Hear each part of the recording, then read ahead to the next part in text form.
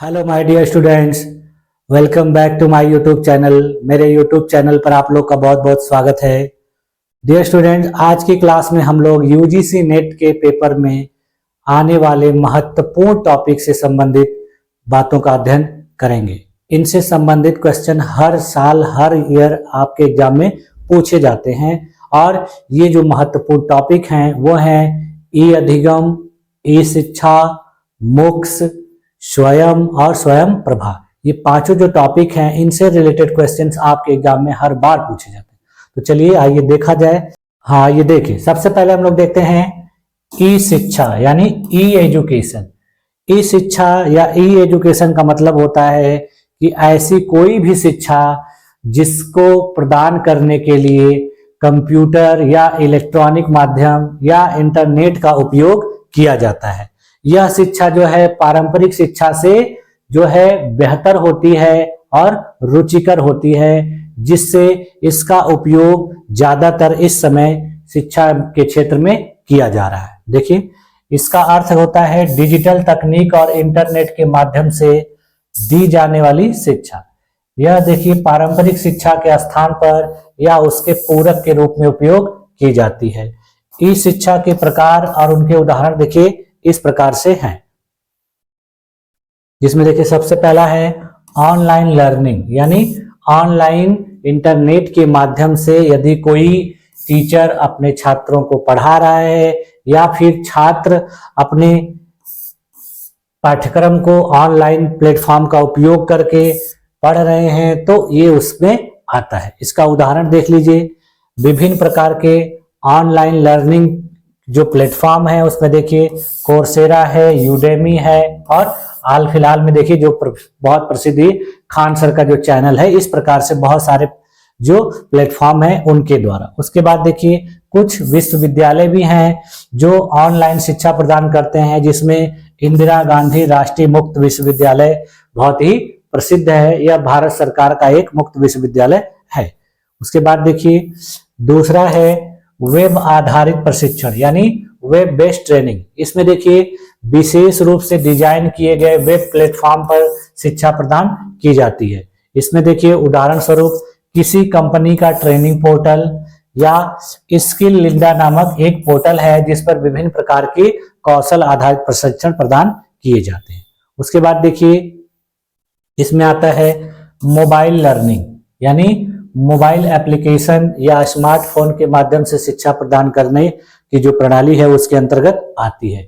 इसमें देखिए बायजू है, अनअकैडमी है, डियोलिंगो है। इनके माध्यम से मोबाइल से हम अब शिक्षा प्राप्त करते हैं।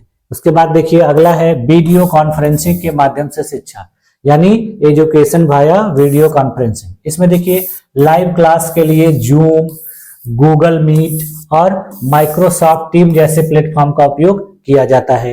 इसका उदाहरण देखिए विभिन्न प्रकार के स्कूलों में कक्षाओं और ऑफिस के ट्रेनिंग में इसका इस्तेमाल किया जाता है और हाल फिलहाल में अभी कोरोना काल में इसका बहुत ज्यादा इस्तेमाल किया जा रहा था।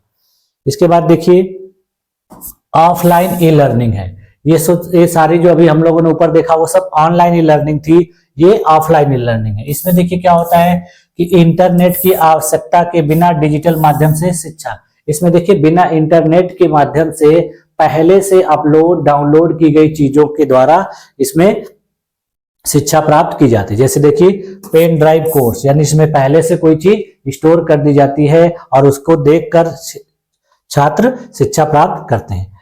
ऑफलाइन इंस्टॉल किए गए सॉफ्टवेयर, कुछ ऐसे सॉफ्टवेयर होते हैं जो ऑफलाइन होते हैं, बिना इंटरनेट के भी आप इसमें जो चीजें पहले से मौजूद होती है उसका इस्तेमाल करके शिक्षा प्राप्त कर सकते हैं।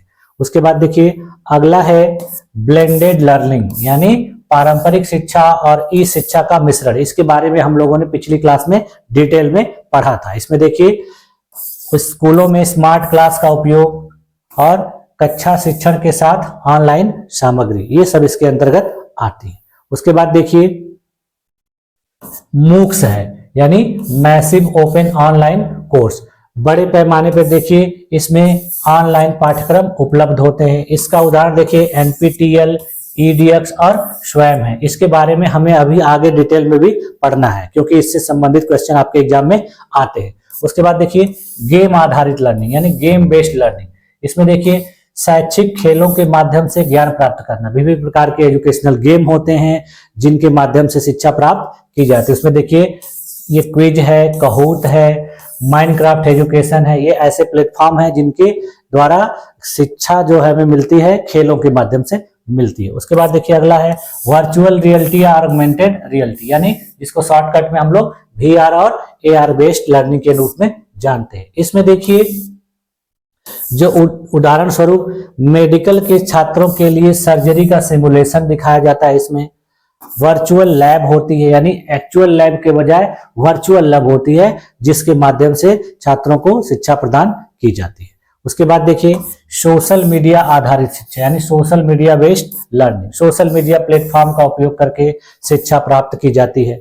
जैसे देखिए इस समय बहुत ज्यादा प्रचलित है यूट्यूब ट्यूटोरियल, उसके बाद देखिए फेसबुक ग्रुप्स, टेलीग्राम चैनल, इनके माध्यम से भी लोग उपयोग करके शिक्षा प्राप्त करते हैं और प्रदान करते हैं। यानी इन सभी प्रकार की शिक्षा ने शिक्षा को अधिक सुलभ, लचीला और आधुनिक बना दिया। इस प्रकार के डिजिटल माध्यमों का उपयोग करके, इलेक्ट्रॉनिक माध्यमों का उपयोग करके, इंटरनेट का उपयोग करके शिक्षा को बहुत ही सुलभ बना दिया गया है, लचीला बना दिया गया है और ज्यादा से ज्यादा लोगों के पहुंच तक पहुंचा दिया गया है।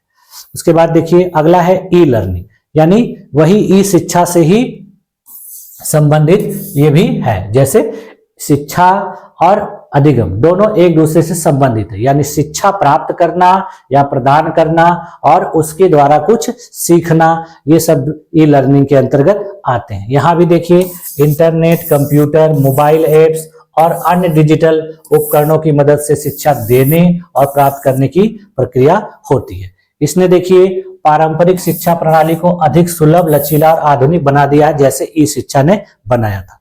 ई लर्निंग के देखिए दो मुख्यतः प्रकार होते हैं, उसके बाद कुछ और भी प्रकार होते हैं, लेकिन ये दो प्रकार बहुत ही ज्यादा एग्जाम में पूछे जाते हैं। पहला है सिंक्रोनस लर्निंग और दूसरा है एसिंक्रोनस लर्निंग।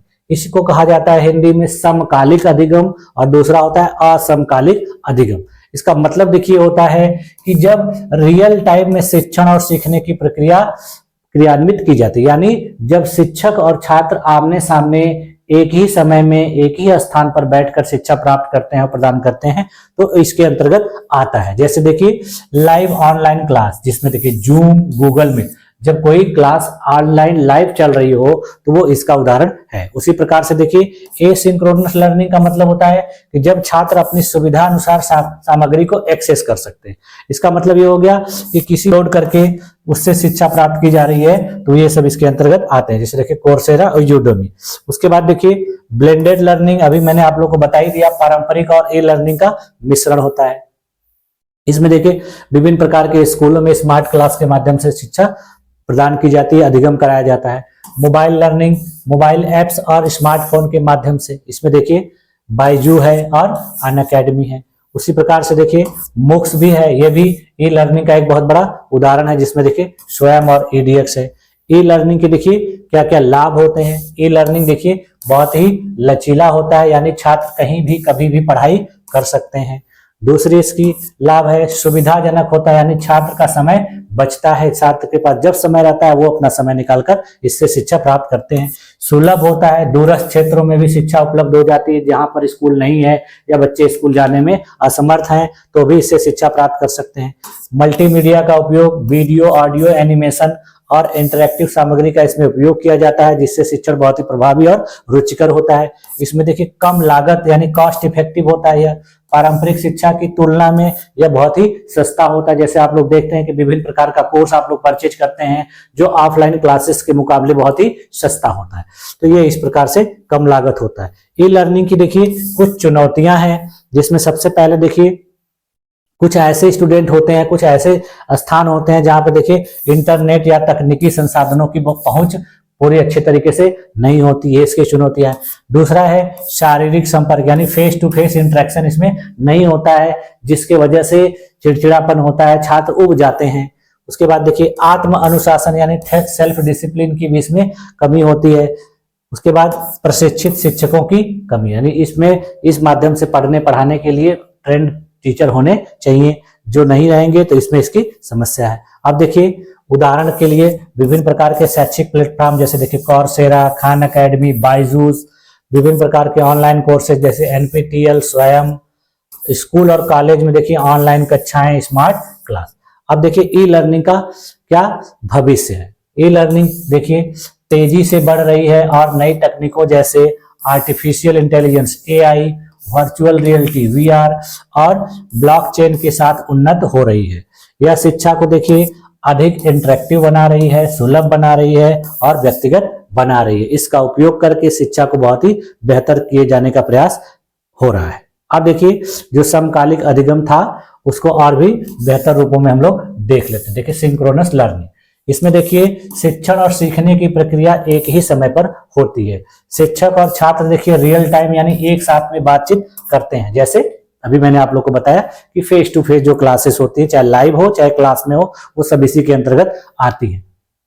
इसमें देखिए इसकी विशेषता क्या होती है कि लाइव कक्षा होने से तुरंत सवाल जवाब स्टूडेंट कर सकते हैं और टीचर से उसका आंसर जान सकते हैं। कोई डाउट हो रहा है तो टीचर से पूछ सकते हैं।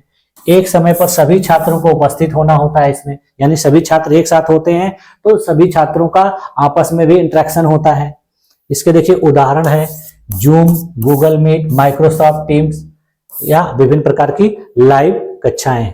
इसका देखिए वर्चुअल ट्रेनिंग सेशन होता है विभिन्न प्रकार का। स्कूलों की नियमित ऑनलाइन क्लास भी होती है। बहुत सारे स्कूलों में देखिए जब क्लासेस नहीं चल रही होती हैं तो ऑनलाइन क्लास संचालित कर दिया जाता है, जिससे स्टूडेंट घर पर भी पढ़ते हैं। अब देखिए असमकालिक अधिगम यानी ई सिंक्रोनस लर्निंग, इसमें देखिए शिक्षण और सीखने की प्रक्रिया अलग अलग समय पर होती है। इसमें टीचर पढ़ा के जो मटेरियल है उसको लोड कर देगा, अपलोड कर देगा, छात्र को जब सुविधा होगी वो इस चीज को पढ़ेगा। छात्र अपनी सुविधा अनुसार सामग्री को एक्सेस कर सकते हैं। इसकी देखिए विशेषताएं क्या होती हैं। यह देखिए लचीलापन इसमें बहुत ज्यादा होता है। छात्र कभी भी और कहीं भी अध्ययन कर सकते हैं। इसमें इंटरेक्शन बाद में हो सकता है जैसे फोरम पर। इसका उदाहरण देखिए क्या है, रिकॉर्ड किए गए video lecture, online course platform जैसे कोर्सेरा, यूडेमी, ईमेल या फोरम के माध्यम से सवाल पूछना, स्वयं, एनपीटीईएल जैसे सेल्फ टेस्ट पाठ्यक्रम। अब देखिए इन दोनों में अंतर क्या है, सिंक्रोनस और एसिंक्रोनस। इसको देखिए हिंदी में हम लोग समकालिक और असमकालिक के रूप में भी जान सकते हैं। ठीक है, इसके देखिए इन दोनों में अंतर क्या है कि उपयोग के आधार पर इसका चयन किया जाता है। स्टूडेंट जैसा जरूरत समझते हैं उस प्रकार से इसका उपयोग करते हैं। सिंक्रोनस लर्निंग उन छात्रों के लिए बेहतर है जिन्हें रियल टाइम इंटरेक्शन और मार्गदर्शन की आवश्यकता होती है। देखिए कुछ ऐसे स्टूडेंट होते हैं जो बिना टीचर के नहीं पढ़ पाते हैं, चीजें उनको समझने में दिक्कत होती है, तो उनके लिए समकालिक अधिगम जरूरी है। और जो स्टूडेंट अपने से पढ़ सकते हैं, पहले से उनका बैकग्राउंड बहुत अच्छा है, तो वो बिना टीचर के भी अपने ऑनलाइन माध्यमों से अच्छी शिक्षा प्राप्त कर सकते हैं। देखिए सिंक्रोनस लर्निंग उन छात्रों के लिए उपयोगी है जो अपनी गति सेल्फ पेस्ड अध्ययन करना चाहते हैं। कुछ ऐसे स्टूडेंट होते हैं जो किसी का डिस्टर्बेंस नहीं चाहते हैं, अकेले पढ़ना चाहते हैं, अपने से पढ़ना चाहते हैं, उनके लिए बहुत बेहतर होता है। अब देखिए विभिन्न प्रकार की ऑनलाइन पद्धतियां हैं, इनको हम लोग देख लेते हैं। जिसमें देखिए मूडल जो है सबसे अच्छा ओपन सोर्स ऑनलाइन अधिगम सिस्टम माना जाता है। उसके बाद देखिए वर्चुअल लर्निंग एनवायरनमेंट यानी जिसको हम लोग शॉर्टकट में VLE के नाम से जानते हैं, इसको देखिए मैनेज लर्निंग एनवायरनमेंट यानी MLE। उसके बाद LMS यानी learning management system, course management system CMS, learning support system LSS या लर्निंग प्लेटफॉर्म LP के नामों से भी हम लोग पुकारते हैं और पुकारा जाता है। इसका प्रयोजन देखिए कंप्यूटर और इंटरनेट के माध्यम से विद्यार्थियों के लिए एकल, सुसंगत और सहज ज्ञान कोर्स उत्पन्न करना होता है। इसका उदाहरण देखिए विभिन्न प्रकार के मुक्त विश्वविद्यालय और उच्च शिक्षा के अन्य संस्थान तीव्रता से इसका उपयोग कर रहे हैं, जिससे इससे शिक्षा के क्षेत्र में बहुत बड़ी बदलाव दिखाई दे रही है। अब देखिए हम लोग आते हैं जो मोस्ट इंपॉर्टेंट है MOOCs के बारे में, यानी इसको हम लोग मैसिव ओपन ऑनलाइन कोर्सेज के नाम से भी जानते हैं। हिंदी में देखिए इसे बृहद मुक्त ऑनलाइन पाठ्यक्रम के नाम से जाना जाता है।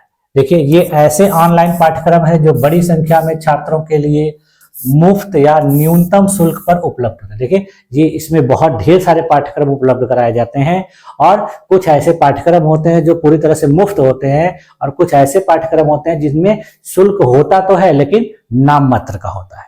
देखिए इन्हें किसी भी व्यक्ति द्वारा इंटरनेट के माध्यम से एक्सेस किया जा सकता है, चाहे वह दुनिया के किसी भी कोने में, यानी पूरे वर्ल्ड में कहीं से भी स्टूडेंट इसका एक्सेस करके इसके द्वारा शिक्षा प्राप्त कर सकते हैं। देखिए मुक्स का जो मुख्य उद्देश्य है शिक्षा को सुलभ बनाना है, किफायती बनाना है और सुविधाजनक बनाना है। इसकी देखिए विशेषताएं क्या क्या होती हैं। ये सबसे पहले देखिए खुलापन होता है, यानी ओपननेस होता है। इनमें पाठ्यक्रमों में प्रवेश के लिए किसी भी शैक्षणिक योग्यता की आवश्यकता नहीं होती, यानी इसमें आपको किसी पाठ्यक्रम में प्रवेश लेना है तो पहले से कोई क्वालिफिकेशन की जरूरत नहीं पड़ती है। आप ऑनलाइन इस क्लास को ज्वाइन कर सकते हैं और इससे शिक्षा प्राप्त कर सकते हैं। इसकी देखिए ऑनलाइन उपलब्धता होती है। ये पाठ्यक्रम पूरी तरह से ऑनलाइन होते हैं जिन्हें कभी भी और कहीं से भी एक्सेस किया जा सकता है। इसकी देखिए बृहदता होती है, यानी ये बहुत ही मैसिव होता है। मुक्स एक समय में हजारों या लाखों छात्रों को सेवाएं प्रदान कर सकता है। देखिए इसका ये फायदा होता है कि इससे एक साथ लाखों स्टूडेंट एक ही चीज के बारे में शिक्षा प्राप्त कर सकते हैं। ऐसा क्लास में संभव नहीं हो सकता है। इसको देखिए यह स्वयं गति पर आधारित होता है, यानी सेल्फ पेस्ड होता है। छात्र अपनी सुविधा के अनुसार पाठ्यक्रम पूरा कर सकते हैं। छात्र चाहे तो उसको कम समय में पूरा करें, चाहे थोड़ा थोड़ा कर करके ज्यादा दिन में लेके पूरा करें। इसके पूरी तरह से छात्र की सुविधा पर डिपेंड होता है। इसका देखिए अगली जो विशेषता है कि मल्टीमीडिया सामग्री का इसमें बहुत ज्यादा उपयोग किया जाता है। जैसे देखिए video lecture, quiz, assignment, forum जैसे इंटरेक्टिव सुविधाओं के माध्यम से यहाँ शिक्षा प्रदान की जाती है। मुक्स के देखिए महत्वपूर्ण कुछ प्लेटफॉर्म है, जिसमें से कुछ प्लेटफॉर्म जो है यूएसए के हैं और कुछ प्लेटफॉर्म अपने देश भारत के हैं। जिसमें देखिए यूएसए के द्वारा एक प्रसिद्ध प्लेटफॉर्म है कोर्सेरा। इसमें देखिए मशीन लर्निंग सिखाई जाती है स्टैनफोर्ड यूनिवर्सिटी के द्वारा। डाटा साइंस का कोर्स कराया जाता है जॉन हॉपकिंस यूनिवर्सिटी के द्वारा। उसी प्रकार से देखिए दूसरा जो प्लेटफॉर्म है EDX है। इसमें देखिए CS50 कोर्स कराया जाता है। यह कोर्स देखिए कंप्यूटर साइंस से रिलेटेड होता है और इसको हार्वर्ड यूनिवर्सिटी के द्वारा प्रदान किया जाता है। उसके बाद देखिए इस पर micro masters in business management का भी कोर्स कराया जाता है। ये सब देखिए बहुत ही एडवांस लेवल के कोर्स हैं जो कम शुल्क पर या मुफ्त में लोगों को प्रदान किए जाते हैं, यानी वर्ल्ड लेवल का एजुकेशन आप कहीं भी बैठकर प्राप्त कर सकते हैं। ये दुनिया की बहुत ही प्रसिद्ध विश्वविद्यालय हैं जिनके कोर्स को आप आराम से अपने घर बैठे प्राप्त कर सकते हैं। देखिए उसके बाद अगला जो देखिए है यूडेमी है। यूडेमी देखिए पाइथन का कोर्स कराता है। जो बिगिनर्स होते हैं सॉफ्टवेयर के, जो वेबसाइट डिजाइनिंग वगैरह के लोग होते हैं, उनको सिखाता है। उसके बाद देखिए डिजिटल मार्केटिंग से रिलेटेड मास्टर क्लास ये प्रोवाइड करता है। उसके बाद देखिए उदेसिटी है। ये देखिए प्रोग्रामिंग का कोर्स, डाटा साइंस का कोर्स करवाता है। उसके बाद देखिए ये artificial intelligence and digital marketing का भी कोर्स उपलब्ध कराता है। तो ये देखिए महत्वपूर्ण अमेरिकन जो है मुक्स के प्लेटफॉर्म थे। अब देखिए अपने देश के भी कुछ महत्वपूर्ण मुक्स प्लेटफॉर्म है, जिसमें देखिए सबसे प्रसिद्ध है स्वयं। इस पर देखिए एनवायरमेंट स्टडी से कोर्स प्रोवाइड किए जाते हैं। मैथमेटिक्स फॉर इंजीनियर्स, यानी इंजीनियरों के लिए मैथमेटिक्स के कोर्स प्रोवाइड किए जाते हैं। उसके बाद देखिए NPTEL है जो IISc बेंगलुरु और 7 IIT की संयुक्त पहल है। उसके बाद देखिए IIT कानपुर की जो पहल है मुकिट के नाम से है। उसके बाद देखिए IIT BX जो है IIT बॉम्बे की पहल है। इनके माध्यम से भी विभिन्न प्रकार के कोर्स उपलब्ध कराए जाते हैं। अब देखिए मुक्स के लाभ देख लेते हैं। मुक्स का देखिए सबसे पहला लाभ क्या है कि सस्ती शिक्षा, यहाँ पर मुफ्त या बहुत कम शुल्क में शिक्षा उपलब्ध हो जाती है। दूसरा लाभ है यह लचीला है, यानी समय और स्थान की बाध्यता नहीं होती। तीसरा देखिए विविधता, यानी विभिन्न विषयों में पाठ्यक्रम उपलब्ध हैं, जैसे प्रौद्योगिकी, कला, चिकित्सा, प्रबंधन, यानी किसी भी प्रकार का कोर्स करना है, किसी भी प्रकार की शिक्षा प्राप्त करनी है, इसका उपयोग करके किया जा सकता है। इसमें देखिए प्रमाण पत्र भी प्रदान किया जाता है। बहुत सारे ऐसे मुक्स के कोर्स हैं जिसमें प्रमाण पत्र प्रदान किया जाता है और जो नौकरी पाने के लिए आपको सहायक होता है।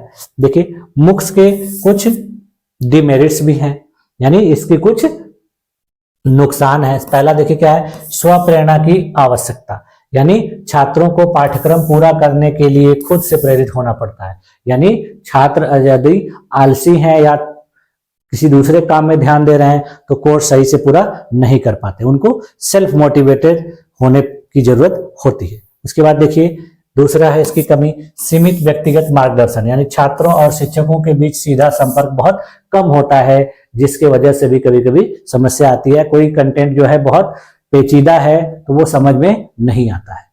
डिजिटल डिवाइड, जिन लोगों के पास इंटरनेट की सुविधा नहीं है वे इसका लाभ नहीं उठा पाते। देखिए बहुत से ऐसे स्टूडेंट हैं, बहुत से ऐसे लोग हैं दुनिया में जिनके पास इंटरनेट की सुविधा नहीं है, डिजिटल प्लेटफॉर्म की सुविधा नहीं है, तो वो इसका उपयोग नहीं कर पाते हैं।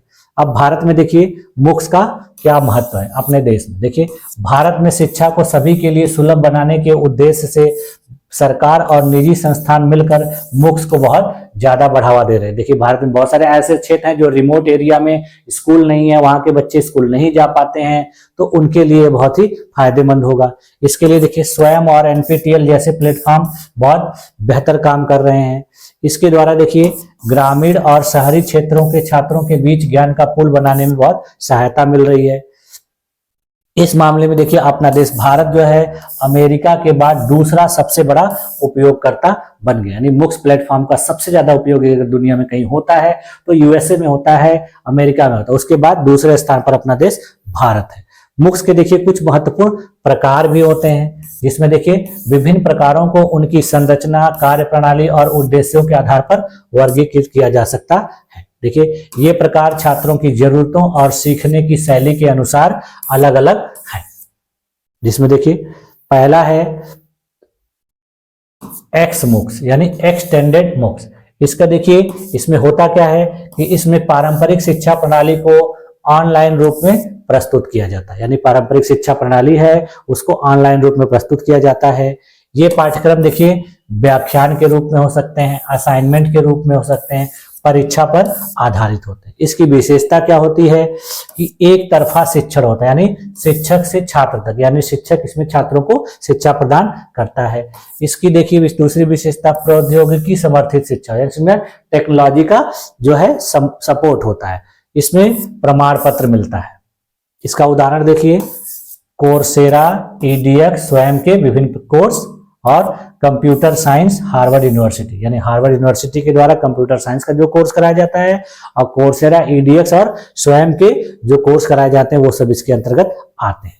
उसके बाद देखिए दूसरा है CMOOCs यानी कनेक्टिविस्ट MOOCs। इसमें देखिए छात्रों को एक समुदाय के रूप में सीखने का अवसर प्रदान किया जाता है, जहां विचारों और अनुभवों का आदान प्रदान होता है। यहाँ पे देखिए छात्र समुदाय के रूप में एक साथ एकत्रित होकर शिक्षा प्राप्त करते हैं, और वो शिक्षा जो होती है उनके विचारों और अनुभवों का आदान प्रदान करने में बहुत ही हेल्पफुल होती है। देखिए इसकी विशेषता क्या है, यह सहयोगात्मक और संवादात्मक शिक्षा पर आधारित है। इसमें देखिए सामाजिक नेटवर्क और चर्चा फोरम का बहुत ज्यादा उपयोग किया जाता है। यहाँ ज्ञान निर्माण में देखिए छात्रों की सक्रिय भागीदारी होती है, यानी छात्र वहां देखिए क्या था कि टीचर डोमिनेटेड था, अब यहाँ पर स्टूडेंट डोमिनेशन है। ठीक, इसका उदाहरण देखिए पर्सनल लर्निंग नेटवर्क, दूसरा ऑनलाइन वर्कशॉप और पीयर टू पीयर डिस्कशन, इस प्रकार के जो हैं वो CMOOCs के उदाहरण हैं। अगला देखिए है मिनी MOOCs यानी छोटे और केंद्रित पाठ्यक्रम जो किसी विशेष विषय या कौशल पर ध्यान केंद्रित करते हैं। इसकी देखिए विशेषता क्या होती है कि इसकी अवधि बहुत छोटी होती है, यानी 1 से 4 सप्ताह का होता है। विशिष्ट विषय पर इसमें गहराई से चर्चा की जा सकती है, क्योंकि कोर्स छोटा होता है, कम समय का होता है, तो इस पे गहराई से चर्चा की जाती है। इससे देखिए शीघ्र सीखने की सुविधा होती है। इसमें उदाहरण के लिए भी देखिए यूडेमी पर उपलब्ध डिजिटल मार्केटिंग का जो कोर्स होता है बहुत कम समय का होता है, बहुत छोटा होता है, इसको आसानी से पूरा किया जा सकता है। उसी प्रकार देखिए स्किल शेयर पर ग्राफिक डिजाइनिंग का कोर्स मौजूद होता है, वो भी बहुत ही सुविधाजनक और सरल होता है। उसके बाद देखिए अगला है हाइब्रिड MOOCs यानी ऑनलाइन और ऑफलाइन शिक्षा दोनों का मिश्रण। यहाँ देखिए कक्षाओं में शिक्षण और ऑनलाइन सामग्री का संयोजन किया जाता है। इसकी विशेषता देखिए क्या है कि शिक्षकों के साथ इसमें व्यक्तिगत संपर्क होता है, यानी ऑनलाइन माध्यम से स्टूडेंट पढ़ते हैं, फिर उसके बाद अपने टीचर से डिस्कशन करते हैं और उससे सॉल्यूशन वगैरह अगर कोई कंफ्यूजन है तो प्राप्त करते हैं। उसके बाद देखिए इसमें कक्षा आधारित असाइनमेंट और परियोजनाओं का भी उपयोग किया जाता है, यानी विभिन्न प्रकार के असाइनमेंट और परियोजनाओं को दिया जाता है, प्रोजेक्ट को दिया जाता है और उसका क्लास में डिस्कशन किया जाता है, टीचर के सामने प्रस्तुत किया जाता है। इसके उदाहरण देखिए, विश्वविद्यालयों द्वारा दी जाने वाली ऑनलाइन ऑफलाइन कक्षाएं। देखिए विभिन्न प्रकार की यूनिवर्सिटियां हैं जो कुछ ऐसे एजुकेशन है जो ऑनलाइन भी उपलब्ध कराती है। अगला देखिए है कॉर्पोरेट मूक्स, यानी विभिन्न प्रकार की कॉर्पोरेट के द्वारा यानी कंपनियों के द्वारा अपने कर्मचारियों को प्रशिक्षित करने के लिए डिजाइन किए गए विभिन्न प्रकार के जो है मुक्स कोर्स होते हैं। विभिन्न प्रकार के कंपनियों में कर्मचारियों को ट्रेनिंग जब दी जाती है तो उनको ऑफिस न बुला के ऑनलाइन माध्यम से ही ट्रेनिंग दी जाए। आजकल भी देखिए आप कोई डिजिटल प्रोडक्ट खरीदते हैं, जैसे देखिए मैंने अभी ये डिजिटल बोर्ड खरीदा था तो मुझे भी ऑनलाइन ट्रेनिंग प्रदान कर दी गई थी, वहां से कोई व्यक्ति मेरे पास नहीं आया था। तो इस प्रकार से होता है। इसमें देखिए इसकी विशेषता क्या होती है, व्यवसायिक कौशल का विकास होता है, यह नौकरी केंद्रित सामग्री प्रदान करता है। इसका उदाहरण देखिए लिंक्डइन, देखिए लिंक्डइन का लर्निंग वाला जो प्लेटफॉर्म है वो है। उसके बाद देखिए IBM और गूगल द्वारा बनाए गए कौशल आधारित पाठ्यक्रम, विभिन्न प्रकार के स्किल बेस्ड जो पाठ्यक्रम बनाए गए हैं, इन कंपनियों में काम करने वाले जो कर्मचारी हैं, जो स्टाफ हैं, उनको ट्रेनिंग देने के लिए बहुत ही फायदेमंद होते हैं। अगला देखिए है एडाप्टिव मूक्स, यानी यह मूक्स छात्रों की व्यक्तिगत जरूरतों और सीखने की गति के अनुसार सामग्री, यानी छात्र की जैसी जरूरत है, उसकी जैसी गति है, उसको उसी प्रकार का कोर्स प्रदान करता है। इसकी विशेषताएं देखिए क्या होती है, यह अनुकूलित शिक्षण अनुभव प्रदान करता है, तकनीकी सहायता और आर्टिफिशियल इंटेलिजेंस का इसमें बहुत ज्यादा उपयोग किया जाता है। इसका उदाहरण देखिए स्मार्ट स्पैरो आधारित एक कोर्स होता है जिसमें इस प्रकार की सुविधा प्रदान की जाती है। अगला देखिए है रीजनल मूक्स, यानी स्थानीय या क्षेत्रीय जरूरतों के अनुसार डिजाइन किए गए पाठ्यक्रम, यानी इसमें ऐसे पाठ्यक्रम होते हैं जो किसी विशेष क्षेत्र से संबंधित होते हैं और इसमें उस क्षेत्र से संबंधित संस्कृति और भाषा का उपयोग किया जाता है। देखिए यहाँ पर इसकी विशेषता देखिए, स्थानीय भाषा और संस्कृति पर यह आधारित होता है, इसे विशेष क्षेत्रीय विषयों से रिलेट करके इसमें शिक्षा प्रदान की जाती है। उदाहरण के लिए भारत में देखिए स्वयं और NPTEL जो है इस प्रकार से शिक्षा प्रदान करते हैं। तो मूक्स के देखिए ये विभिन्न प्रकार जो है छात्रों और उनके सीखने की प्राथमिकताओं को ध्यान में रखते हुए डिजाइन किए गए हैं। इससे देखिए छात्रों को अपनी जरूरत के अनुसार सही प्रकार के मूक्स का चयन करना चाहिए ताकि वे अपनी शिक्षा और कौशल विकास को प्रभावी तरीके से आगे बढ़ा सके। यानी देखिए इतने ढेर सारे मूक्स के तरीके हैं, प्लेटफॉर्म है, छात्र को जिस प्रकार की जरूरत हो, जैसे उसकी क्षमता हो, उस प्रकार के प्लेटफॉर्म का कोर्स का चयन करना चाहिए और अच्छी शिक्षा प्राप्त करनी चाहिए। अब देखिए इसका पूरा कंक्लूजन क्या निकल के आ रहा है कि मूक्स ने शिक्षा के क्षेत्र में क्रांति ला दी है। यह खासकर उन लोगों के लिए उपयोगी है जो पारंपरिक कक्षाओं में नहीं जा सकते हैं, जैसे कामकाजी लोग, ग्रामीण क्षेत्रों के छात्र या वे जो नई कौशल सीखना चाहते हैं। भविष्य में यह शिक्षा का एक प्रमुख साधन बन सकता है। देखिए ये बहुत ही महत्वपूर्ण हो गया है आजकल के समय में कि बहुत से ऐसे लोग हैं जिनके पास क्लास में पढ़ने का समय नहीं है, उनके पास टाइम नहीं, वो कोई रोजगार करते हुए, कोई नौकरी करते हुए, छोटी मोटी कोई व्यवसाय करते हुए भी अच्छी शिक्षा प्राप्त करना चाहते हैं, अपने स्किल में इंप्रूवमेंट करना चाहते हैं, तो इनके माध्यम से वो कर सकते हैं। उसी प्रकार से ग्रामीण क्षेत्र के लोग जो हैं, जो शहरों में नहीं जा सकते हैं या विभिन्न प्रकार के यूनिवर्सिटी कॉलेज में नहीं जा सकते हैं, तो वो अपने घर बैठे इसके द्वारा शिक्षा प्राप्त कर सकते हैं। अब देखिए हम लोग आते हैं स्वयं के बारे में। इसका देखिए फुल फॉर्म क्या है, study webs of active learning for young aspiring mind. इसका फुल फॉर्म देखिए कई बार एग्जाम में पूछा गया है, थोड़ा बहुत इसमें चेंज कर देता है और स्टूडेंट्स को उसी में से चुनना होता है कि सबसे जो सटीक फुल फॉर्म कौन सा है। देखिए यह भारत सरकार की एक प्रमुख ऑनलाइन शैक्षिक पहल है जिसे शिक्षा नीति के 3 आधारभूत सिद्धांतों, जिसमें पहला है पहुंच, दूसरा है निष्पक्षता और तीसरा है गुणवत्ता को ध्यान में रखकर उसी के उद्देश्य से तैयार किया गया। यानी भारत सरकार के द्वारा शुरू किया गया एक ऑनलाइन शैक्षिक पहल है जिसमें शिक्षा के 3 आधारभूत स्तंभों यानी एक्सेसिबिलिटी, इक्विटी एंड क्वालिटी को ध्यान में रखकर इसको तैयार किया गया है। यह प्लेटफॉर्म देखिए छात्रों, शिक्षकों और किसी भी इच्छुक व्यक्ति को मुफ्त ऑनलाइन पाठ्यक्रम प्रदान करता है। देखिए, स्वयं का उद्देश्य डिजिटल माध्यम से शिक्षा को हर कोने में पहुंचाना है, विशेष रूप से उन लोगों तक जो उच्च गुणवत्ता वाली शिक्षा से वंचित। देखिए, इसका उद्देश्य ही है कि अपने देश के सभी लोगों तक बेहतर शिक्षा प्रदान करना, जो लोग अभी तक अच्छी शिक्षा से वंचित हैं। इसकी देखिए स्थापना कब हुई थी और इसका स्थापना का उद्देश्य क्या। देखिए, इसकी स्थापना देखिए 2017 में, और उस समय के मानव संसाधन विकास मंत्रालय यानी अब वर्तमान में शिक्षा मंत्रालय के द्वारा लॉन्च किया गया था। इसका उद्देश्य देखिए क्या था, शिक्षा को ग्रामीण और दूरस्थ क्षेत्रों तक पहुंचाना। दूसरा है डिजिटल माध्यम से सभी के लिए सस्ती और गुणवत्ता युक्त शिक्षा उपलब्ध कराना। तीसरा देखिए छात्रों को स्कूल, कॉलेज और उच्च शिक्षा के अलावा नई कौशल सीखने का अवसर देना, यानी ये इसके महत्वपूर्ण उद्देश्य है। इसकी देखिए विशेषता क्या है, स्वयं की मुफ्त शिक्षा, यानी इसमें जितने भी पाठ्यक्रम उपलब्ध कराए जाते हैं पूरी तरह से मुफ्त हैं। प्रमाण प्राप्त करने के लिए इसमें न्यूनतम शुल्क लिया जाता है। यदि कोई स्टूडेंट इससे कोई कोर्स करता है और उससे रिलेटेड प्रमाण पत्र प्राप्त करना चाहता है तो उसको कोई थोड़ा बहुत शुल्क देना पड़ता है। दूसरी देखिए विशेषता, पाठ्यक्रमों की विविधता होती है, यानी यहाँ पर विभिन्न प्रकार के पाठ्यक्रम प्रदान किए जाते हैं। जैसे देखिए उच्च शिक्षा यूजी पीजी, स्कूल स्तर 9वीं से 12वीं, व्यवसायिक शिक्षा, कौशल विकास के लिए पाठ्यक्रम, यानी यहाँ पर विभिन्न प्रकार के पाठ्यक्रम उपलब्ध हैं, जो चाहे स्टूडेंट इससे प्राप्त कर सकता है। इसमें देखिए इंजीनियरिंग, विज्ञान, प्रबंधन, कला, सामाजिक विज्ञान और भाषा जैसे विषयों के कोर्स उपलब्ध है। इसके देखिए 8 राष्ट्रीय समन्वयक उस समय निर्धारित किए गए थे, जो बाद में अभी देखिए 10 संस्थानों के रूप में हो गए। पहले 8 थे, अब इनकी संख्या 10 हो गई है। देखिए जिसमें सबसे पहला है AICTE यानी all India council for technical education. यह देखिए प्रौद्योगिकी और इंजीनियरिंग से संबंधित इसमें पाठ्यक्रम उपलब्ध कराता है।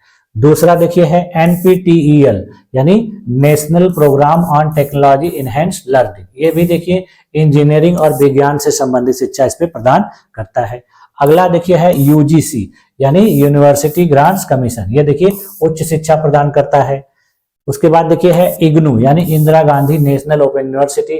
इसमें देखिए विभिन्न प्रकार की व्यावसायिक शिक्षा प्रदान की जाती है। उसके बाद देखिए NCERT यानी national council of educational research and training. इसके द्वारा देखिए स्कूली शिक्षा प्रदान की जाती है। उसके बाद है देखिए NIOS यानी national institute of open schooling. इनके द्वारा देखिए मुक्त विद्यालय शिक्षा प्रदान की जाती है। उसके बाद देखिए है Indian institute of management Bangalore, यानी इससे देखिए प्रबंधन की शिक्षा प्रदान की जाती है। उसके बाद है अगला देखिए कंसोर्टियम फॉर एजुकेशनल कम्युनिकेशन। इस पे देखिए विभिन्न प्रकार की अंडर ग्रेजुएट शिक्षा प्रदान की जाती है। अगला देखिए 9वां है national institute of technical teacher training and research यानी NITTR। इससे देखिए शिक्षक प्रशिक्षण से संबंधित कोर्स उपलब्ध कराए जाते हैं।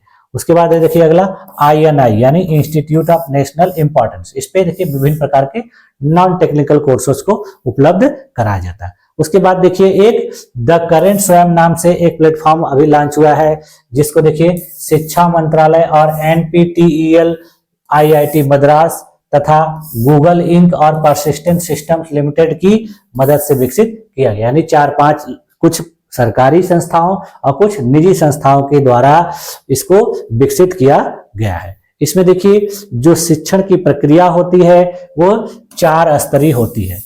पहला देखिए इसमें विभिन्न प्रकार के वीडियो लेक्चर उपलब्ध कराए जाते हैं। देखिए उसके बाद दूसरा देखिए इस पे रीडिंग मटेरियल मिलता है, यानी विशेष रूप से तैयार की गई अध्ययन सामग्री को हम डाउनलोड भी कर सकते हैं, इसको प्रिंट भी करा सकते हैं। तीसरा देखिए इसका है असाइनमेंट और क्विज के माध्यम से यहाँ पर परीक्षा तथा प्रश्नोत्तरी का आयोजन कराया जाता है और यहाँ पर स्व मूल्यांकन परीक्षा भी होती है। अगला देखिए इसका जो है चर्चा फोरम यानी शंकाओं के समाधान के लिए ऑनलाइन विचार विमर्श भी यहाँ पर किया जा सकता है। देखिए प्रमाण पत्र भी प्रदान किया जाता है, यानी पाठ्यक्रम पूरा करने के बाद परीक्षा पास करने पर प्रमाण पत्र दिया जाता है। प्रमाण पत्र को देखिए शैक्षणिक क्रेडिट के रूप में भी उपयोग किया जा सकता है। जैसे देखिए बहुत सारे स्टूडेंट का ABCID बना है, एकेडमिक बैंक ऑफ क्रेडिट, तो उसके रूप में भी इसका उपयोग किया जा सकता है। इसकी देखिए फायदे क्या क्या है। यह सुलभ होता है, यानी कोई भी व्यक्ति स्वयं के पाठ्यक्रमों में नामांकन करा सकता है। यह ग्रामीण छात्रों के लिए बहुत ही उपयोगी होता है। इसका देखिए बहुभाषी समर्थन होता है, यानी इसमें पाठ्यक्रम हिंदी, अंग्रेजी और अन्य भारतीय भाषाओं में भी उपलब्ध होता है। इस पे जो शिक्षा मिलती है देखिए गुणवत्ता युक्त शिक्षा मिलती है, यानी शीर्ष शिक्षकों और संस्थानों के द्वारा डिजाइन किए गए पाठ्यक्रम इस पे उपलब्ध कराए जाते हैं। यह देखिए लचीला होता है, यानी छात्र अपनी गति से पढ़ाई कर सकते हैं। व्यवसायिक विकास में बहुत ही मददगार होता है, क्योंकि इससे नए नए कौशल और व्यवसायिक ज्ञान प्राप्त किए जा सकते हैं। देखिए स्वयं पर उपलब्ध कुछ प्रमुख पाठ्यक्रम, जैसे देखिए स्कूल स्तर पर गणित, विज्ञान और सामाजिक विज्ञान के पाठ्यक्रम उपलब्ध कराए जाते हैं। उच्च शिक्षा में देखिए मशीन लर्निंग, बिजनेस मैनेजमेंट, पर्यावरण अध्ययन से संबंधित कोर्सेस उपलब्ध कराए जाते हैं। व्यवसायिक शिक्षा में देखिए digital marketing, soft skills development के कोर्स उपलब्ध कराए जाते हैं। देखिए स्वयं पर नामांकन कैसे किया जा सकता है। सबसे पहले देखिए स्वयं की जो ऑफिशियल वेबसाइट है उस पर जाना होगा। उस पर देखिए फिर अपनी ईमेल आईडी और मोबाइल नंबर के साथ रजिस्ट्रेशन करना होगा। फिर अपने पसंदीदा पाठ्यक्रम का चयन करके पढ़ाई शुरू कर देना, यानी कितना आसान है। अब देखिए स्वयं का महत्व। डिजिटल इंडिया पहल को बढ़ावा देने के लिए यह बहुत ही महत्वपूर्ण है, यानी भारत सरकार के द्वारा जो डिजिटल इंडिया पहल शुरू की गई थी वो उसके लिए बहुत ही महत्वपूर्ण है। यानी भारत सरकार इसके माध्यम से अपने देश के लोगों को शिक्षित करने में बहुत सुविधाजनक कार्य कर रही है। उसके बाद देखिए ग्रामीण और दूरस्थ क्षेत्रों के लिए लाभकारी होता है। जिन क्षेत्रों में शिक्षा देखिए अभी तक नहीं पहुंच पाई है या लोगों तक उसकी पहुंच नहीं है, तो उनके लिए एक बहुत ही बड़ा समाधान के रूप में है। इससे देखिए कौशल विकास होता है, छात्रों पेशेवरों को नई तकनीक और कौशल प्राप्त करने में मदद मिलती है। देखिए इसका कुल मिलाकर कंक्लूजन क्या निकल रहा है, निष्कर्ष निकल रहा है कि स्वयं भारत में डिजिटल शिक्षा का एक क्रांतिकारी कदम है। इसके द्वारा देखिए छात्रों, शिक्षकों और पेशेवरों के लिए एक ऐसा मंच प्रदान करता है जहां वे अपने ज्ञान को बढ़ा सकते हैं और अपने कैरियर को नई ऊंचाई तक ले जा सकते हैं। भविष्य में स्वयं भारत के शिक्षा परिदृश्य को और भी बेहतर बनाने में महत्वपूर्ण भूमिका निभाएगा, ऐसा अनुमान लगाया जाता है। अब हम लोग आते हैं आज की क्लास का लास्ट टॉपिक जो है स्वयं प्रभा। यह देखिए यह भी भारत सरकार की एक महत्वाकांक्षी पहल है जो डिजिटल और सस्ती शिक्षा को देश के हर कोने तक पहुंचाने का एक माध्यम है। देखिए स्वयं और स्वयं प्रभा में अंतर बस यही है कि स्वयं जो है विभिन्न प्रकार के वेबसाइट्स के माध्यम से शिक्षा प्रदान की जाती है, उसमें इंटरनेट की जरूरत पड़ती है, और यह जो है एक ऐसा प्लेटफॉर्म है जिसमें बिना इंटरनेट के यानी टीवी के माध्यम से, दूरदर्शन के माध्यम से शिक्षा प्रदान की जा सकती है। इसमें देखिए विभिन्न प्रकार के डीटीएच चैनल होते हैं जिसके माध्यम से सस्ती और सुलभ शिक्षा अपने देश के लोगों तक पहुंचाई जाती है। देखिए यह एक डीटीएच यानी डायरेक्ट टू होम आधारित शैक्षणिक चैनल सेवा है जिसे विशेष रूप से उन छात्रों और शिक्षार्थियों के लिए डिजाइन किया गया है जो इंटरनेट की सुविधा से वंचित है। देखिए ऐसे लोगों के लिए ही बनाया गया इसको जहां पर इंटरनेट की सुविधा नहीं है, या जो ऐसे स्टूडेंट जो ग्रामीण क्षेत्र में रहते हैं, जो आर्थिक रूप से कमजोर हैं, तो वो इसका उपयोग कर सकते हैं। इसमें देखिए इसका मुख्य उद्देश्य गुणवत्तापूर्ण शैक्षणिक सामग्री को घर घर तक पहुंचाना है। देखिए बहुत से ऐसे लोग होते हैं, बहुत से ऐसे स्टूडेंट होते हैं जिनके पास एंड्रॉयड मोबाइल नहीं होता है, तो उनके पास टेलीविजन होता है, और टेलीविजन में मुफ्त के विभिन्न प्रकार के चैनल भी होते हैं, फ्री डिश आता है जिसको लगा लेने से बहुत सारे चैनल उस पर दिखाई देते हैं, तो इसके द्वारा वो इस शिक्षा प्राप्त कर सकते हैं। देखिए स्वयं प्रभा का परिचय देख लेते हैं। इसे देखिए 9 जुलाई 2017 को मानव संसाधन विकास मंत्रालय यानी वर्तमान शिक्षा मंत्रालय के द्वारा लॉन्च किया गया था। इसका देखिए जो शिक्षा प्रदान करने का माध्यम है वो देखिए इसरो के द्वारा GSAT-15 जो उपग्रह है, सैटेलाइट है, उसी के द्वारा इसको प्रोवाइड किया जाता है, यानी इसमें इसरो देखिए माध्यम के रूप में कार्य करता है। उसके बाद देखिए इसमें जो चैनल हैं उनको देखिए विसाग यानी Bhaskaracharya national institute for space application and geo informatics Gandhinagar के द्वारा अपलिंक किया गया है। देखिए इसमें कई लोगों ने जो है सहायक के रूप में कार्य किया। उसके बाद देखिए इसके जितने भी वेब पोर्टल हैं उसके रख रखाव का उत्तरदायित्व जो है इनक्लिबनेट यानी information and library network centre करता है। इसका देखिए उद्देश्य क्या है, या उन छात्रों को लाभ पहुंचाना जो इंटरनेट या अन्य डिजिटल शिक्षा संस्थानों से वंचित हैं। दूसरा, गुणवत्तापूर्ण शिक्षा को ग्रामीण और दूरस्थ क्षेत्रों तक पहुंचाना। तीसरा, उच्च शिक्षा, स्कूल शिक्षा और कौशल विकास को बढ़ावा देना। स्वयं प्रभा की देखिए विशेषताएं क्या हैं कि इस पर देखिए 24/7 शैक्षणिक चैनलों को प्रसारित किया जाता है। वर्तमान में इसमें देखिए कुल 40 डीटीएच चैनल है। पहले इस पे देखिए 32 थे, उसके बाद फिर 36 हुए, अब देखिए इस पे टोटल 40 डिजिटल चैनल हैं जो 24 घंटे शैक्षणिक सामग्री प्रदर्शित करते हैं। इसमें देखिए एक चैनल पर हर दिन 4 घंटे की नई सामग्री दिन में 5 बार प्रदर्शित की जाती है, यानी हर चैनल पर 4-4 घंटे का कोर्स दिन में 5 बार उपलब्ध कराया जाता है, जिससे छात्र अपनी सुविधा अनुसार इसको पढ़कर अध्ययन कर सकते हैं। इसमें देखिए विषय सामग्री की विविधता होती है, यानी इसमें स्कूल 9 और 12 और कॉलेज स्तर के विषय उपलब्ध होते हैं। व्यावसायिक और तकनीकी शिक्षा से संबंधित विषय उपलब्ध होते हैं। इसमें विभिन्न प्रकार की प्रतियोगी परीक्षाओं के लिए भी सामग्री उपलब्ध कराई जा सकती है।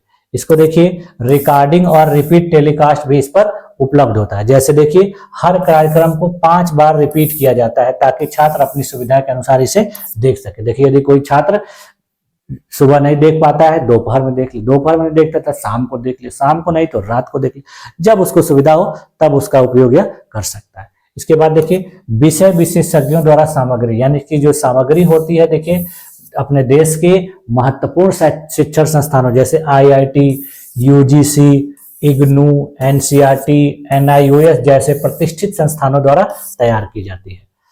इसमें देखिए सुलभता होती है। स्वयं प्रभा को देखिए DTH सेवाओं जैसे Airtel, Tata sky, dish TV और फ्री डिश के माध्यम से भी देखा जा सकता है। जो कुछ देखिए स्वयं प्रभा के चैनलों का वर्गीकरण, स्वयं प्रभा के चैनलों को देखिए मुख्यतः 3-4 भागों में बांटा गया, जिसमें सबसे पहला है विद्यालय स्तर के। इसमें देखिए NCERT और NIOS द्वारा विभिन्न प्रकार के पाठ्यक्रम उपलब्ध कराए जाते हैं। इसमें देखिए कक्षा 9 से 12 तक के छात्रों के लिए विषयवार सामग्री उपलब्ध रहती है। उसके बाद है अगला उच्च शिक्षा, या इसमें देखिए विज्ञान, प्रौद्योगिकी, इंजीनियरिंग, कला और सामाजिक विज्ञान जैसे विषयों को इस पर उपलब्ध कराया जाता है। उसके बाद देखिए तकनीकी शिक्षा यानी इंजीनियरिंग, प्रौद्योगिकी के छात्रों के लिए इसमें विशेष चैनल उपलब्ध कराए गए हैं। ये देखिए NPTEL यानी national programme on technology enhanced learning के द्वारा उपलब्ध कराए जाते हैं। इसमें देखिए कौशल विकास से संबंधित पाठ्यक्रम होते हैं जो रोजगार योग्य कौशल जैसे डिजिटल मार्केटिंग, सॉफ्ट स्किल और प्रोग्रामिंग के लिए महत्वपूर्ण होते हैं। उसके बाद इसमें देखिए विभिन्न प्रतियोगी परीक्षाएं जैसे JEE, NEET, UPSC और अन्य परीक्षाओं के लिए भी तैयारी करने के लिए सामग्री उपलब्ध कराई जाती है। अब देखिए स्वयं प्रभा का उपयोग कैसे करें। जैसे सबसे पहले देखिए DTH सेटअप यानी DTH कनेक्शन लेना होगा, एयरटेल, टाटा स्काई या फ्री डिश वाला, जिसके माध्यम से इस पर उपलब्ध चैनलों को देखा जा सकता है। इसके अलावा देखिए इसकी जो सामग्री है इसकी वेबसाइट पर भी उपलब्ध है, जिससे इसकी वेबसाइट देखिए क्या है swayamprabha.gov.in। इस पर जाकर चैनलों और कार्यक्रमों की जानकारी प्रदान की जा सकती है। उसके बाद देखिए मोबाइल एप्लीकेशन भी है इसका, स्वयं प्रभा ऐप डाउनलोड करके सामग्री का उपयोग किया जा सकता है। स्वयं प्रभा का देखिए लाभ क्या है, यह सभी के लिए शिक्षा प्रदान करता है, यह बहुस्तरीय सामग्री उपलब्ध कराता है, यह देखिए लचीलापन लाता है, इससे भाषा का विकल्प उपलब्ध रहता है, जिसको जिस भाषा में पढ़ना हो वो आराम से इसे उपयोग कर सकता है। इसमें जितनी भी सेवाएं हैं पूरी तरह से मुफ्त हैं, केवल DTH सेवा जो होगी उसका शुल्क उनका लगेगा, यानी फ्री वाला DTH है तो उसका शुल्क भी नहीं लगेगा। अब देखिए स्वयं प्रभा के कुछ प्रमुख चैनल हैं, जिसमें शुरुआत के इसके चैनल देखिए कौन कौन से, जैसे वागीश है, इस पर देखिए मानविकी से संबंधित कोर्स उपलब्ध कराए जाते हैं जिसमें भाषा और साहित्य। उसके बाद संस्कृति है जिसपे मानविकी से संबंधित ही कोर्स यानी इतिहास, संस्कृति और दर्शन से संबंधित कोर्स उपलब्ध कराए जाते हैं। तीसरा चैनल देखिए प्रबोध है, इस पे समाज शास्त्र, राजनीति विज्ञान और संबंधित विषयों से कोर्स उपलब्ध कराए जाते हैं।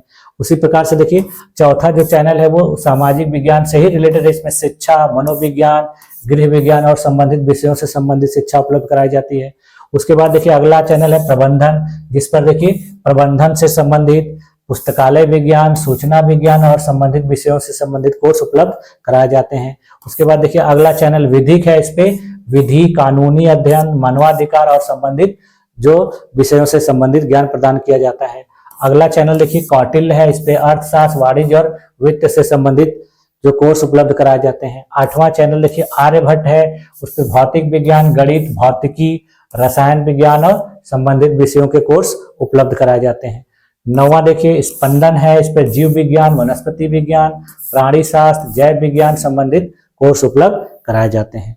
उसके बाद देखिए 10वां चैनल है दक्ष, इस पे देखिए अनुप्रयुक्त विज्ञान, संबंध भौतिक और रासायनिक विज्ञान से संबंधित कोर्स उपलब्ध कराए जाते हैं। उसके बाद देखिए विभिन्न प्रकार के और चैनल हैं, जिसमें देखिए 11, 12, 13, 14, 15, 16 ये सब देखिए NPTEL के द्वारा प्रोवाइड किए जाते हैं। उसके बाद देखिए 17, 18, 19, 20 ये देखिए IIT PAL यानी दिल्ली यूनिवर्सिटी के द्वारा उपलब्ध कराए जाते हैं। उसके बाद देखिए 21, 22, 23 ये देखिए इग्नू के द्वारा उपलब्ध कराए जाते हैं। 24 भी इग्नू के द्वारा। उसके बाद देखिए 25 से लेकर 34 तक जो चैनल है वो PM विद्या के माध्यम से विभिन्न प्रकार के स्कूली कोर्सेस को इस पे उपलब्ध कराया गया है। अब देखिए स्वयं प्रभा का महत्व। स्वयं प्रभा किस प्रकार से महत्वपूर्ण है। देखिए ग्रामीण भारत में शिक्षा का प्रसार हो रहा है इससे, इसलिए महत्वपूर्ण है। ये डिजिटल इंडिया मिशन का समर्थन कर रहा है। महामारी के दौरान शिक्षा का एक महत्वपूर्ण साधन था, जिससे अपने देश में लोगों को सुविधाजनक शिक्षा प्रदान करने में सहायता मिली है। अब देखिए इसका निष्कर्ष क्या निकल के आ रहा है कि स्वयं प्रभा ने भारत में शिक्षा को घर घर तक पहुंचाने में बहुत अहम भूमिका निभाई है। यह प्लेटफॉर्म देखिए इंटरनेट की सीमाओं को पार करते हुए गुणवत्तापूर्ण और समावेशी शिक्षा प्रदान करता है। यह पहल न केवल छात्रों के लिए बल्कि शिक्षकों और पेशेवरों के लिए भी अत्यंत लाभदायक है। इससे देखिए भविष्य में शिक्षा के क्षेत्र में और भी बड़ी भूमिका निभाने की जो है अपेक्षा की जाती है। देखिए इस प्रकार से हम लोगों ने आज की क्लास में देखा कि किस प्रकार से ई-एजुकेशन, ई-लर्निंग, MOOCs, स्वयं और स्वयं प्रभा अपने देश की शिक्षा व्यवस्था में महत्वपूर्ण योगदान दे रहे हैं, जिसका उपयोग करके अपने देश के विभिन्न छात्र या शिक्षक या विभिन्न प्रकार के पेशेवर लोग अच्छी और गुणवत्तापूर्ण शिक्षा प्राप्त कर रहे हैं। तो आज की क्लास में आप लोगों ने इन सारी चीजों को ध्यानपूर्वक देखा, समझा और इसका आप लोगों को नोट्स बना लेना है। तो आप लोगों ने अपने आप को इतने देर तक इस क्लास में बनाए रखा, इसके लिए आप लोग का बहुत बहुत धन्यवाद। मिलते हैं नेक्स्ट क्लास में, तब तक के लिए